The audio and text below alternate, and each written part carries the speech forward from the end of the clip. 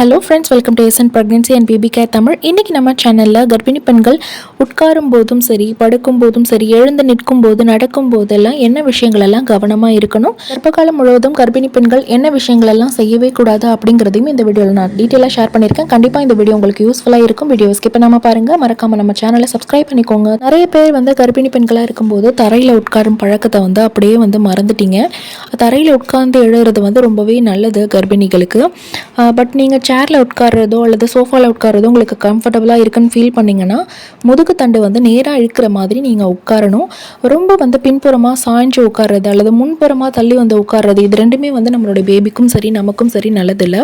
ரொம்ப நீங்கள் பின்புறம் சாய்ஞ்சு உட்காந்துருந்தீங்க அப்படின்னா நம்மளுடைய முதுகு தண்டு நல்லா வளைஞ்சிருக்கும். நீங்கள் எப்படி உட்கார்ந்து பழகுறீங்களோ கர்ப்ப காலத்தில் உங்களுக்கு டெலிவரி ஆன பின்னும் அந்த பொசிஷன் அப்படியே உங்களுக்கு பழகிடும். நீங்கள் ஒரு சேரில் உட்கார்ந்தீங்க அப்படின்னா பின்னாடி சப்போர்ட்டுக்கு ஒரு பில்லோ கூட கொடுத்துக்கலாம். பட் உங்களுடைய முதுகுத்தண்டை ஸ்ட்ரைட்டாக இருக்கிற மாதிரி பார்த்துக்கோங்க. ரொம்ப முன்னாடி தள்ளி நீங்கள் உட்காருங்க, முன்னாடி குனிஞ்ச மாதிரி உட்காரிங்கன்னா குழந்தைய அது அழுத்தம் கொடுக்குற மாதிரி இருக்கும். ஸோ பேபிக்கு அது நல்லதில்லை. அதை கொஞ்சம் நீங்கள் கேர்ஃபுல்லாக பார்த்துக்கோங்க.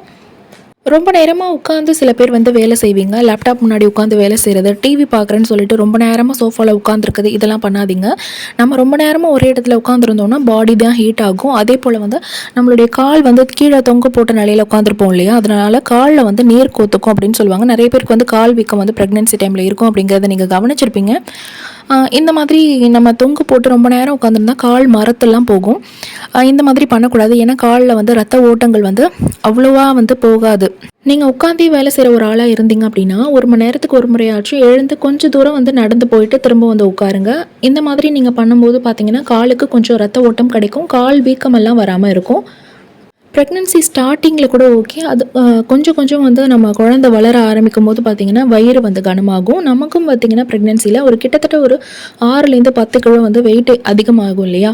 அந்த வெயிட்டை வச்சுட்டு நம்ம ரொம்ப நேரம் ஒரு இடத்துல நிற்கக்கூடாது. இதை போல் நம்ம ரொம்ப நேரம் நின்னா காலுக்கு வெயிட் அதிகமாக இறங்கும்.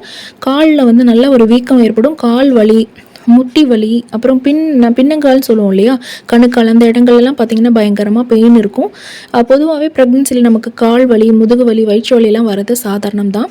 நம்ம இந்த வலிகளெல்லாம் தவிர்க்கணும். ஓரளவுக்கு நம்ம இதை அவாய்ட் பண்ணிக்கலாம் அப்படின்னு பார்த்தா ஒரே இடத்துல ரொம்ப நேரம் உட்காரக்கூடாது, ஒரே இடத்துல ரொம்ப நேரம் நிற்கக்கூடாது, கனமான பொருட்களை டக்குன்னு குனிஞ்சு நீங்கள் எடுக்கிறது இதெல்லாம் பண்ணவே கூடாது. இதெல்லாம் கொஞ்சம் கேர்ஃபுல்லாக நீங்கள் பார்த்துக்கோங்க. நீங்கள் ப்ரெக்னென்சியில் இருக்கீங்க அப்படின்னாலே கண்டிப்பாக உங்களை கேர்ஃபுல்லாக பார்த்துக்கணும். ஸோ நீங்கள் ஃப்ளாட்ஸ் மட்டும்தான் யூஸ் பண்ணணும், ஹை ஹீல்ஸ் எல்லாம் யூஸ் பண்ணக்கூடாது. நார்மல் டேஸ்லேயே பார்த்தீங்கன்னா ஹை ஹீல்ஸ் போட்டிங்கன்னா கர்ப்பப்பை வீக் ஆகும் அப்படின்னு சொல்லிட்டு வீட்டில் பெரியவங்களும் சொல்லியிருப்பாங்க, டாக்டர்ஸும் நிறைய இன்டர்வியூவில் சொல்லியிருப்பாங்க, நீங்கள் பார்த்துருப்பீங்க. நார்மலாக இருக்கக்கூடிய நம்மளுடைய கர்ப்பப்பையே வீக் ஆகும் அப்படின்னா நம்ம வயிற்றில் ஒரு குழந்தை, அதாவது கர்ப்பப்பையில் ஒரு குழந்தை ஒரு சின்ன புள்ளியாக வளர்ந்து, புள்ளியிலேருந்து வளர்ந்து அது ஒரு 3லேருந்து 5 கிலோ வரைக்கும் எட்ட போகுது. அந்த ஒரு கர்ப்பப்பை, குழந்தைய சுமக்கக்கூடிய கர்ப்பப்பை எந்த அளவுக்கு வீக் ஆகும் அப்படிங்கிறத யோசிச்சுக்கோங்க. ஸோ ப்ரெக்னென்சியில் இருக்கீங்க அப்படின்னா ஃபேஷன் அப்படின்னு சொல்லிட்டு ஹை ஹீல்ஸ் எல்லாம் போட்டு ஃபோட்டோஷூட் பண்ணுறது இதெல்லாம் பண்ணவே பண்ணாதீங்க. ஃப்ளாட்ஸ் மட்டும் யூஸ் பண்ணுங்கள். ஹை ஹீல்ஸ் நீங்கள் யூஸ் பண்ணும்போது சடனாக ஸ்லிப் ஆகிறதுக்கு நிறைய வாய்ப்பு இருக்குது. நார்மல் டேஸில் ஸ்லிப் ஆனாலே நமக்கு எவ்வளோ பெயின் இருக்கும். அதுவே ப்ரெக்னென்சி அப்படிங்கும் போது நம்ம குழந்தையும் அது பாதிக்கும். ஸோ கொஞ்சம் கேர்ஃபுல்லாக இருங்க. வழுக்கக்கூடிய தரையில் நடந்து போகிறது இதெல்லாம் அவாய்ட் பண்ணிக்கணும். சிலர் நடக்கும்போது பார்த்திங்கன்னா நார்மலாகவே தொம்முன்னு அடித்து நடப்பீங்க. இதெல்லாம் ப்ரெக்னென்சி டைமில் நீங்கள் பண்ணக்கூடாது. அதுவும் ஸ்டார்டிங்கில் அந்த ஃபர்ஸ்ட் 3 மந்த்ஸ்லலாம் பார்த்திங்கன்னா ரொம்ப அதிர்வுகள் கொடுக்கக்கூடாது அப்படின்னு சொல்லுவாங்க. இதனால தான் நம்ம ஃபர்ஸ்ட் 3 மந்த்ஸ்லலாம் எந்த ஒரு பயணமும் மேற்கொள்ளக்கூடாது, வீட்டில் இருக்கணும் அப்படின்னு சொல்லுவாங்க. நீங்கள் நடக்கும்போதும் பார்த்திங்கன்னா ப்ரெக்னென்சியில் கொஞ்சம் உங்களோட நடையை சாஃப்ட் ஆக்கிக்கோங்க.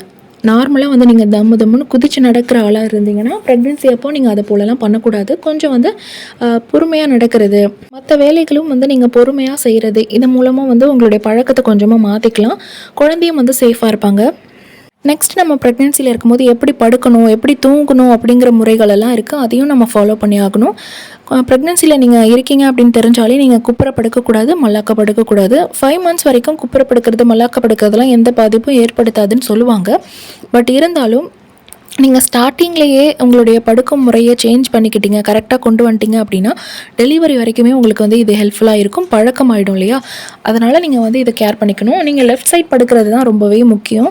லெஃப்ட் சைட் படுக்கும் போது தான் குழந்தைக்கு தேவையான அந்த ஸ்பேஸ் கிடைக்கும். குழந்தை நல்லா ரொட்டேட் ஆவாங்க, நல்லா சுற்றி வரதுக்கான ஸ்பேஸ் கிடைக்கும். அதுவே நீங்கள் நல்லா மல்லாக்க படுத்துக்கிறது, குப்புற படுக்கிறது இதெல்லாம் பண்ணக்கூடாது. குழந்தை மேலே நல்ல ஒரு ப்ரெஷர் இறங்கும். நம்மளோட வெயிட் நம்ம குப்புற படுத்தோம் அப்படின்னா குழந்தை மேலே இறங்கும் இல்லையா. ஸோ இதெல்லாம் நீங்கள் நீங்கள் தயவு செஞ்சு பண்ணாதீங்க. 5 மந்த்ஸ் வரைக்கும் ஓகேன்னு தான் சொல்லுவாங்க. பட் நீங்கள் பண்ணாதீங்க. ஏன்னா நம்ம ஸ்டார்டிங்கில் என்ன பண்ணுறோமோ அதுதான் வந்து நம்மளோட எண்டிங் வரைக்கும் நமக்கு அது பழக்கமாயிடும். அதனால் நீங்கள் ஸ்டார்டிங்லேயே லெஃப்ட் சைடு படுத்து பழகிக்கோங்க. ரைட் சைடு படுக்கவே கூடாது அப்படின்னு கேட்காதீங்க.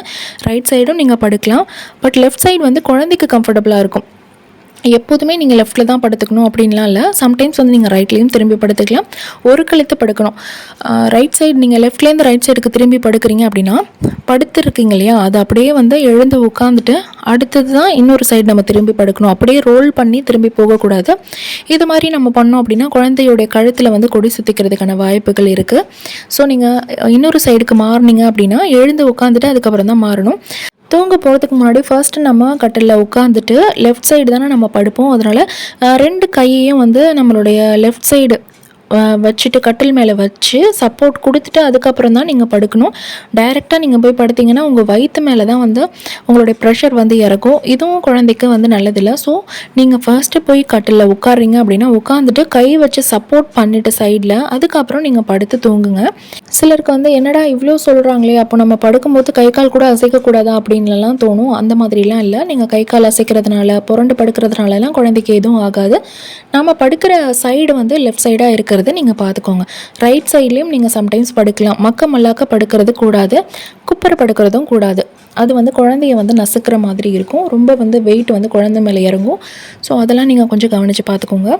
மற்றபடி ப்ரெக்னென்சியில் செய்யக்கூடாத விஷயங்கள் அப்படின்னு பார்த்தீங்கன்னா டாக்டர்ஸ் கேட்காம எந்த ஒரு டேப்லெட்டும் நீங்கள் எடுத்துக்கக்கூடாது. தலைவலி, வாமிட் இதுக்கெல்லாம் வந்து டாக்டர் ப்ரிஸ்கிரைப் பண்ணாமல் டேப்லெட் எடுக்கக்கூடாது. மற்றபடி நீங்கள் வேறு எதுவும் ஒரு ட்ரீட்மெண்ட் எடுத்துகிட்ருக்கீங்க, கால் வலிக்கு முன்னாடியே ப்ரெக்னென்சிக்கு முன்னாடியே நீங்கள் எடுத்துகிட்ருக்கீங்க, பல் வலிக்கு எடுத்துகிட்ருக்கீங்க அப்படின்னா நீங்கள் வந்து ப்ரெக்னென்ட் அப்படின்னா கண்டிப்பாக அந்த டாக்டர்கிட்ட சொல்லிடணும். ஏன்னா அதுக்கேற்ற மாதிரியான டேப்லெட்டை வந்து அவங்களுக்கு சொல்லுவாங்க. நீங்கள் ப்ரெக்னென்சியில் இருக்கீங்கிறது தெரியாமல் அவங்க கொடுத்தாங்க அப்படின்னா கண்டிப்பாக வந்து அபார்ட் ஆகிறதுக்கான வாய்ப்புகள் அதிகம். ஸோ நீங்கள் எந்த ஒரு மெடிக்கேஷன் பண்ணாலும் உங்களுடைய கைனகாலஜிஸ்ட்டுக்கு நீங்கள் வந்து இன்ஃபார்ம் பண்ணிடணும். இதை போல் நான் இதை ஃபாலோ பண்ணிகிட்ருக்கேன் டாக்டர், இதுக்கு மேலே நான் கண்டினியூ பண்ணிக்கலாமா அல்லது வேறு எதுவும் வந்து நான் சேஞ்ச் பண்ணிக்கணுமாங்கிறத நீங்கள் கேட்டுக்கணும். டாக்டர் கேட்காம ஹெவியான எக்ஸசைஸ் பண்ணாதீங்க. ஒரே இடத்துல நின்றுட்டு இருக்கக்கூடாது, ஒரே இடத்துல ரொம்ப நேரமாக உட்காந்துருக்கக்கூடாது. அதே போல் நோயாளியை போல் கன்சிடர் பண்ணிக்கிட்டு நான் ப்ரெக்னென்சியில் இருக்கேன் அப்படிங்கிறதுனால ஒரேடியாக ரெஸ்ட் எடுக்கிறேன்னு படுத்தே இருக்கக்கூடாது. இதெல்லாம் கூட நம்மளோட பேபியோட வளர்ச்சியை வந்து பாதிக்கும். நீங்கள் நார்மலாக நீங்கள் உங்களோட ரொட்டீனில் உங்களோட சின்ன சின்ன வேலைகள் எல்லாத்தையுமே வந்து தாராளமாக பண்ணலாம்.